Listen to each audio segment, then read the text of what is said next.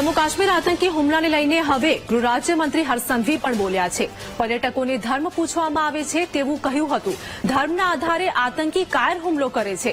આ સાથે જ ગુજરાતના 3 પ્રવાસીઓના મોત થયા છે તેવું પણ હર્ષ સંઘવીનું નિવેદન સામે આવ્યું। કાશ્મીર ગયેલા નાગરિકોને વતન લાવવાની વ્યવસ્થા કરાઈ રહી છે। જેમાં ઇજાગ્રસ્ત પર્યટકોને હોસ્પિટલમાં સારવાર પણ આપવામાં આવી રહી છે। એક આતંકીને શોધીને જવાબ આપશે તેવું હર્ષ સંઘવી દ્વારા કહેવામાં આવ્યું।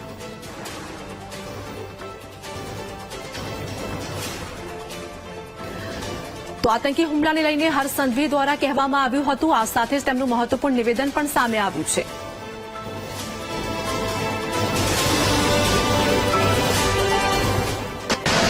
સામાન્ય પર્યટક જે પોતપોતાના પરિવાર જોડે કાશ્મીર પ્રવાસ દરમિયાન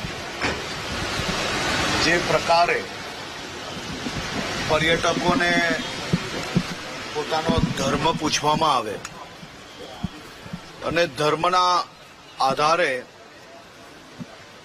એક પછી એક લોકો પર આ કાયરો દ્વારા જે હુમલો થયો છે તેમાં આપણા ગુજરાતના 3 નાગરિકોને બી એમનું મોત થયું છે। આ તમામ નાગરિકોને પાછા પોતપોતાના પરિવાર સુધી વતન સુધી પહોંચાડવા માટે કેન્દ્ર સરકાર દ્વારા જે વ્યવસ્થા થઈ છે એમાં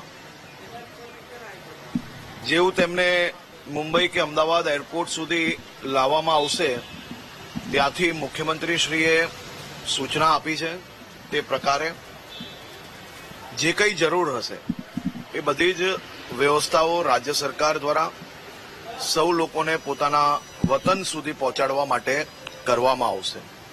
જે પ્રકારે કેન્દ્રીય ગૃહમંત્રી આદરણીય શ્રી અમિતભાઈ શાહ તાત્કાલિક કાશ્મીર પહોંચીને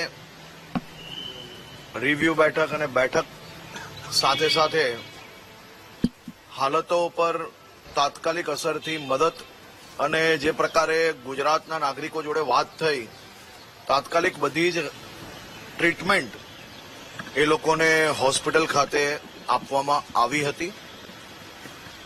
લોકપ્રિય પ્રધાનમંત્રી આદરણીય શ્રી નરેન્દ્રભાઈ મોદીજી જે આ બાબતને ગંભીરતા લઈને તાત્કાલિક પ્રવાસ ટૂંકાવીને આવીને પરત પહોંચતાની સાથે જ રિવ્યુ બેઠકના જે દ્રશ્ય આપણે જોયા છે અને મને પૂર્ણ વિશ્વાસ છે જે પ્રકારે મોદી સરકારનો ટ્રેક રેકોર્ડ રહ્યો છે કે ભારત દેશ કે સુરક્ષા ઉપર કોઈએ આંખ ઊંચી કરી કે જો કોઈએ દેશ પર હુમલો કર્યો હોય તો એકને શોધીને ભૂતકાળની અંદર ના ભૂતો ના ભવિષ્ય જેવા જવાબો આપવામાં આવ્યા છે અને મને પૂર્ણ વિશ્વાસ છે કે આ કાયરોને શોધીને 100% તમામ પર્યટકો જેમને પોતાની જાન ગુમાવી પડી છે તેમને તેમના પરિવારજનોને ન્યાય અને મજબૂત ન્યાય જરૂરથી મળશે।